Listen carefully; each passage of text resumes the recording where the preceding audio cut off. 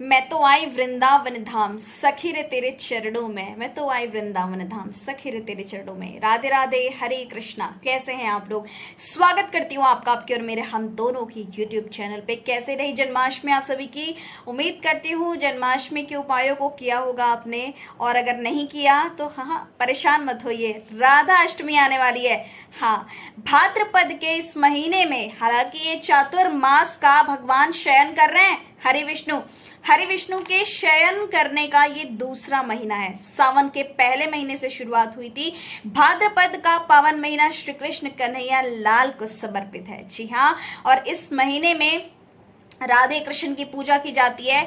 जैसे भाद्रपद की कृष्ण पक्ष की अष्टमी में हम जन्माष्टमी, कान्हा का बर्थडे सेलिब्रेट करते हैं, वैसे ही हमारे भाद्रपद के शुक्ल पक्ष की अनुराधा नक्षत्र में जन्मी राधा रानी की राधा अष्टमी मनाएंगे, वो भी बेहद धूमधाम से। बहुत ही अच्छे से हम राधा रानी का बर्थडे सेलिब्रेट करेंगे। जी हाँ, मैं vastu expert arrow card reader जुड़ी हूँ आपके साथ इस वक्त, आपके और मेरे, हम दोनों के यूट्यूब चैनल पे। बात करेंगे इस वीडियो में हम, आप सोचेंगे कल एकादशी है, एकादशी की वीडियो नहीं आई, ऐसा कैसे हो सकता है?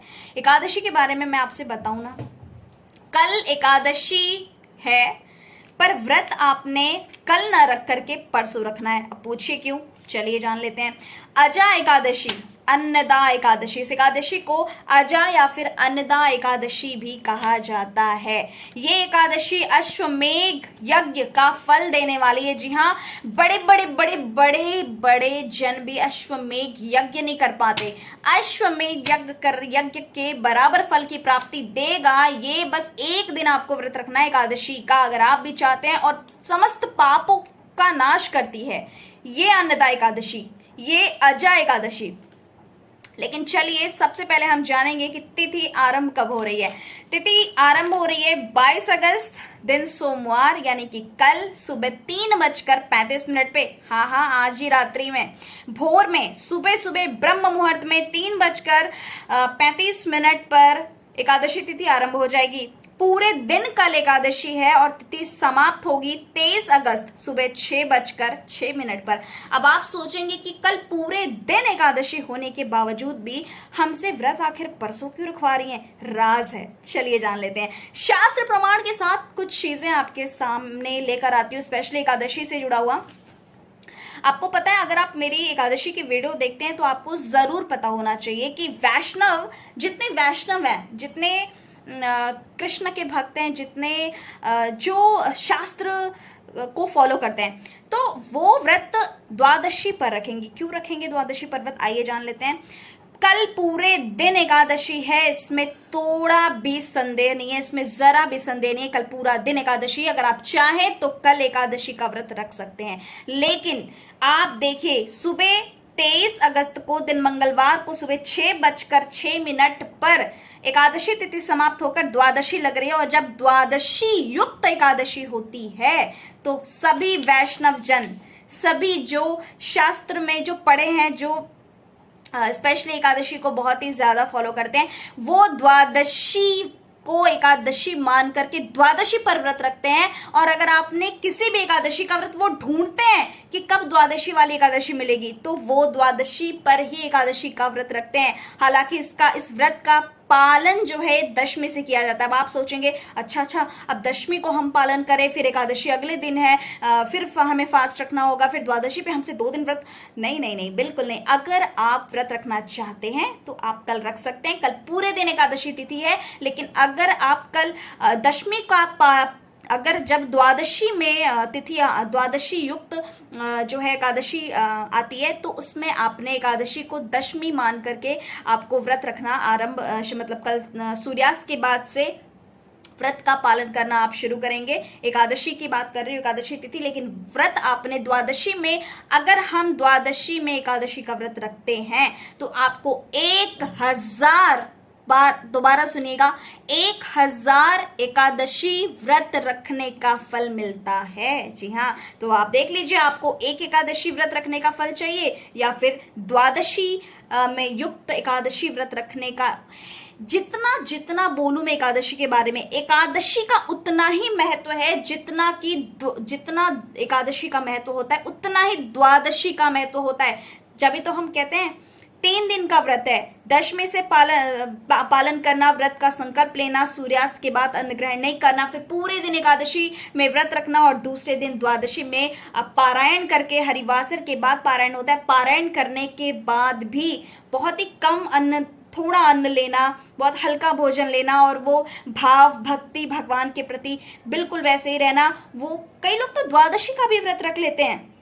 जी हाँ, द्वादशी बहुत खास है। जितनी खास एकादशी है आप उतनी ही खास द्वादशी होती है। तो अगर आप एकादशी द्वादशी युक्त एकादशी का व्रत रखें तो आपने, अगर आप मुझसे जुड़े हुए हैं ना, तो आपको तो 1000 एकादशी व्रत का जो फल मिलता है वो ही व्रत रखना चाहिए। और आपको व्रत रखना है 23 अगस्त, और 23 अगस्त को कुछ अद्भुत संयोग बन रहे हैं भाई। क्या संयोग, आइए देख लेते हैं।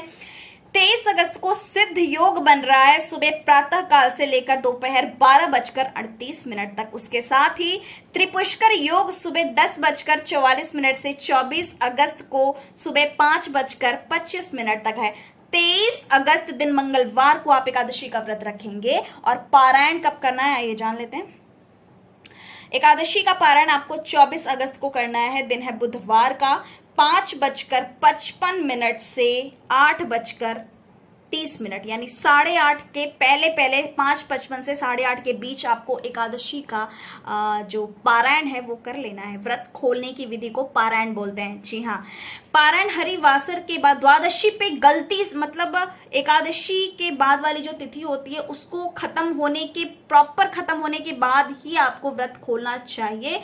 एकादशी स्पेशली जो रखते हैं उनके लिए ये जानना बहुत ज्यादा जरूरी है। दशमी से व्रत का पालन करते हैं। मैंने आपको ये भी क्लियर कर दिया कि दशमी से हम व्रत आरंभ करते हैं, लेकिन इस बार एकादशी को आपने दशमी तिथि मान करके व्रत आरंभ करना है। आपने इस बार दशमी बता दिया मैंने आपको कि दशमी एकादशी को मानकर व्रत आरंभ करना है। चातुर्मास का दूसरा महीना चल रहा है। भाद्रपद का जो है कृष्ण पक्ष का महीना चल रहा है। तो सबसे ज्यादा राधे का नाम रटिए इस बार, क्योंकि राधे कृष्ण का महीना है और कान्हा को खुश करना है। तो सिर्फ राधे राधे राधे राधे जुबान पे हो, आपने अपने भाव अच्छे कीजिए, कर्मास को सुधारिए, अपने अच्छे कर्म कीजिए।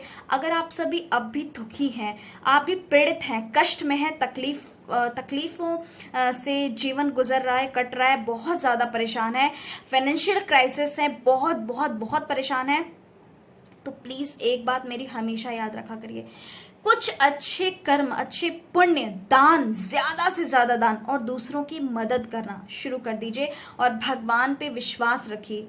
क्योंकि आपके जितने पास्ट लाइफ कर्माज है ना, पिछले पुराने कर्म या फिर जैसे भी जो कोई भी कर्म है वो रिलीज हो रहे हैं, उन्हें रिलीज होने दीजिए, खत्म होने दीजिए उन्हें, ताकि आपके जो अब पुण्य करना शुरू कीजिए, ताकि आपके आने वाला जो समय है वो अच्छे कर्म करिए, अच्छे कर्म करते रहिए, दूसरों की हेल्प करिए, ताकि आपका जो कर्मा है, बैंक अकाउंट मतलब कर्मा अकाउंट जो है आपका, वो भरा हो, बहुत ज्यादा हो और आपको इतनी कष्ट और तकलीफें ना हो। जितने कर्मा है रिलीज होने दीजिए, खत्म होने दीजिए, लाइफ में कर्मा रिलीज होने दीजिए, जितना खराब टाइम है जाने दीजिए, पूजा पाठ भक्ति का समय चल रहा है, ऊपर वाले पे विश्वास रखिए। मैं जानती हूँ इसमें से बहुत सारे लोग मुझसे ऐसे जुड़े हुए हैं जो बोलते हैं कभी अच्छा दिन आएगा भी, बिल्कुल आएगा, जरूर आएगा। दूसरों के बारे में हमेशा अच्छा सोचिए, खुद खाने से पहले किसी को खिलाइए, गाय की सेवा कीजिए ज्यादा से ज्यादा, और आप अपने लिए जीना शुरू कर दीजिए। आप दूसरों की बात को दिल पे लगाकर बैठना, सोचना, हाथ जोड़ती हूँ प्लीज बंद कर दीजिए। भगवान उनकी मदद करता है जो स्वयं की मदद करता है, तो प्लीज अपने लिए स्टैंड भी जरूर लीजिए। चलिए नजर डालते हैं एकादशी पर। एकादशी में मैं आपको बताऊंगी कुछ उपाय। सबको उपाय अगर मैं 2, 4, 5 बताती हूँ तो प्लीज कोशिश क्या करिए कि एक उपाय आप इसमें से जरूर कर लिया करिए। जन्माष्टमी हमने मना ली, अब हम कृष्ण के छठी पे भी बात करेंगे बहुत जल्दी। कृष्ण की छठी कब है, तो छठी हम बुधवार को मनाएंगे, क्योंकि 2 दिन की जन्माष्टमी थी, इसमें भी कंफ्यूजन है। हालांकि मैं बताऊंगी, मैं vastu expert tarot card reader जुड़ी हूँ आपके साथ। आप सोचेंगे टैरो करने के लिए बहुत दिन से कह रही है लेकिन करेंगे नहीं। हाँ, समय आएगा, हर चीज का आएगा, बहुत जल्दी जुड़ूंगी। अभी तो बहुत सारे फेस्टिवल्स, बहुत सारी बातें करनी है आपसे। और बहुत अच्छा लगता है जब आप कमेंट बॉक्स में राधे राधे लिखते हैं। मेरा तो जीवन ही धन्य हो जाता है, मैं क्या ही बोलूं आपसे, बहुत आनंद आता है। और उससे भी ज़्यादा अच्छा तब लगता है जब आप प्यारे प्यारे कमेंट्स, मैसेजेस, कॉम्प्लीमेंट्स। और मंदिर कैसी रही, सच बताऊं इस बार जन्माष्टमी की कुछ भी तैयारी नहीं थी, क्योंकि मैं बीमार चल रही थी, तबीयत खराब थी मेरी। और इस बीच मैंने सब कुछ कन्हैया पे छोड़ दिया था कि अब तुम ही देख लेना। और सच बताऊं, इतना अच्छा, इतना खूबसूरत जन्म हुआ, इतना अच्छा भव्य जो है भगवान का पूजा अर्चना हुआ कि मैंने सोचा ही नहीं था कि हो पाएगा इस बार। कुछ चीजें हमारे हाथ में नहीं होती, उन पे छोड़ के देखिए कुछ चीजें। जाहे विधि राखे राम, ताहि विधि रहिए, सीताराम सीताराम सीताराम कहिए। तो एक बार करके देखिए, विश्वास का तड़का, उस श्रद्धा विश्वास का घोल आप ही बनाएंगे। जी हाँ, चलिए, हरि विष्णु सो रहे हैं क्योंकि ये दूसरा महीना है चातुर्मास का। जितनी पूजा अर्चना करनी है श्री हरि विष्णु की पूजा करें। एकादशी की कथा, अन्नदा एकादशी की, अजय एकादशी भी कहा जाता है इसे, तो कथा जरूर सुने आप। दूसरा महीना है चातुर्मास का, और जितनी पूजा अर्चना करनी है प्लीज करिए। मैं बार बार बोल रही हूँ, अजय एकादशी, अन्नदा एकादशी पर अन्न का दान जरूर करें। दक्षिणावर्ती शंख से भगवान हरि विष्णु को पंचामृत स्नान बेहद प्रिय है, तो प्लीज प्लीज प्लीज सेवा करिए। जब हरि विष्णु उठेंगे ना तो फिर यही देखेंगे किसने कितनी चातुर्मास में सेवा पूजा अर्चना की है। हाँ हाँ, लक्ष्मी प्राप्ति चाहिए ना तो हरि विष्णु को मना लीजिए, बस हरि विष्णु को मना लीजिए। और पति को जितना भजेंगे पत्नी दौड़े भागे आएगी। जी हाँ, क्योंकि पत्नी कौन, आप भली बात ही जानते हैं। चलिए, दक्षिणावर्ती शंख से आज हरि विष्णु का अभिषेक जरूर करें। एकादशी के दिन पीपल वृक्ष पर, एक जरूरी बात, पीपल वृक्ष से मुझे याद आया कि अगर आप कर्जे में हैं तो पीपल वृक्ष को बिना छुए, आपको पता है ना पीपल वृक्ष सिर्फ और सिर्फ शनिवार को स्पर्श करते हैं, नहीं पता तो जान लीजिए, सिर्फ और सिर्फ शनिवार को पीपल वृक्ष स्पर्श करते हैं। लेकिन अगर आप एक उपाय बता रही हूँ जो बिना स्पर्श किए भी पीपल का कर सकते हैं। अगर कर्जे बहुत ज्यादा हो गए, क्या करना है आपको, आपने मीठा जल बनाना है। जल ले लीजिए, गंगा जल ले लीजिए, उसमें गुड़ मिश्रित करिए या फिर चीनी डाल लीजिए, घोल बनाइए, वो हो गया मीठा जल। अगर आपको धन की प्राप्ति चाहिए या आर्थिक तंगी चल रही है, अब आर्थिक जब धन होगा तभी तो कर्जे दूर होंगे ना भाई, तभी तो अब जब देने की चाह होगी ना तो कर्जा जरूर उतरेगा। करके देखिएगा ये उपाय। मीठा जल आप एकादशी वाले दिन से चढ़ाना पीपल वृक्ष पे आरंभ कीजिए, और इसे आप 40-43 दिन तक जरूर जरूर जरूर जरूर करिए, जरूर करिए। जी हाँ, चलिए, ये छोटा सा उपाय ना इस एकादशी पर, अगर आप बहुत ज्यादा कर्जे में है ना तो कुछ पाने के लिए कुछ खोना पड़ता है, कुछ ना करने से अच्छा कुछ करना अच्छा। तो मीठा जल बनाइए, पीपल वृक्ष को बिना छुए, शनिवार के दिन पीपल की परिक्रमा कीजिए, पीपल को स्पर्श करिए, पीपल के पत्ते ले आइए, गंगा जल से धोकर उसमें श्री लिखकर अपने तिजोरी में, गले में, पॉकेट में, पर्स में जरूर रखिए। लेकिन हर रोज आपको पीपल स्पर्श नहीं करना, ये उपाय करना शुरू कर दीजिए। एकादशी है, तुलसी के बिना भगवान को भोग नहीं लगेगा। श्री कृष्ण जन्माष्टमी के बाद की एकादशी है, ये एकादशी है बेहद खास। हरि विष्णु कृष्ण कन्हैया श्री रामचंद्र की पूजा जिसकी भी कर सकते हैं, पूजा जरूर करें आप। तुलसी दल अर्पण करना बिल्कुल ना भूलें। और एक जरूरी बात, तुलसी में जल अर्पण करें। द्वादशी पर अगर आप व्रत कर रहे हैं तो तुलसी में जल अर्पण मत करिएगा, एक दिन पहले तुलसी तोड़ लीजिएगा, तुलसी की पूजा अर्चना कर दीजिएगा, लेकिन जल अर्पण मत करिएगा और उन्हें तोड़िएगा मत। तो एकादशी वाले दिन यानी एक दिन पहले आप तोड़ लीजिएगा। पता है ना, तुलसी एकादशी पर तो तोड़ सकते हैं, लेकिन एकादशी पर, द्वादशी पर, पूर्णिमा और अमावस पर, और संडे और मंगलवार को भी कहा जाता है कि तुलसी स्पर्श नहीं करते। अगर उद्देश्य शालिग्राम जी को तुलसी चढ़ाने का हो, हरि विष्णु को चढ़ाने का हो, तो तुलसी आप कभी भी तोड़ सकते हैं। जी हाँ, चलिए, 11 दिए जलाएंगे इस बार आप हरि विष्णु के मंदिर में जाकर, कृष्ण भगवान के मंदिर में जाके। एकादशी है और एकादश दिए जलाएंगे आप इस एकादशी पर। किस चीज के दिए जलाएंगे? घी के दिए जलाएंगे। अगर घी नहीं है, आपकी जितनी श्रद्धा अनुसार है, तेल का जला लीजिए, तिल के तेल का जला लीजिए, लेकिन 11 दिए इस बार आपको जलाने हैं। और दिए में कुछ कुछ छोटे छोटे सरसों, पीली सरसों के दाने जरूर डाल दीजिएगा। ये दिया जलाकर आइए और भगवान के नतमस्तक होकर, नाक रगड़कर, सॉरी बोलकर आइए जितने पाप कर्म है, जितनी गलतियां की हैं आपने, और फिर देखिए चमत्कार इस एकादशी के बाद अगले 15 दिन में आपको अचानक से चीजें सुधरती हुई आपके फेवर में नजर आएंगी। कुछ पैसे, कुछ राशि भगवान के सामने जरूर रखें और आज के दिन, एकादशी वाले दिन, ब्राह्मण को भोजन कराएं। आप ब्राह्मण को वस्त्र, अन्न और कुछ धन राशि दान जरूर करें आप। जी हाँ, अगर आप चने की दाल का दान करें तो बेहद उत्तम और बढ़िया। अगर आपकी शादी में अड़चने आ रही हैं तो पीले वस्त्र खुद भी धारण करें, ब्राह्मण के चरण स्पर्श करें, ब्राह्मण को पीले वस्त्र का दान जरूर करें, पीली हल्दी की गांठ का दान करें, चने की दाल, पीली चीजों का दान करें, स्पेशली अरहर की दाल या फिर चने की दाल का भी दान आप कर सकते हैं। इस दान से आपको तत्काल रिजल्ट मिलेगा। करके देखिएगा एकादशी का ये उपाय।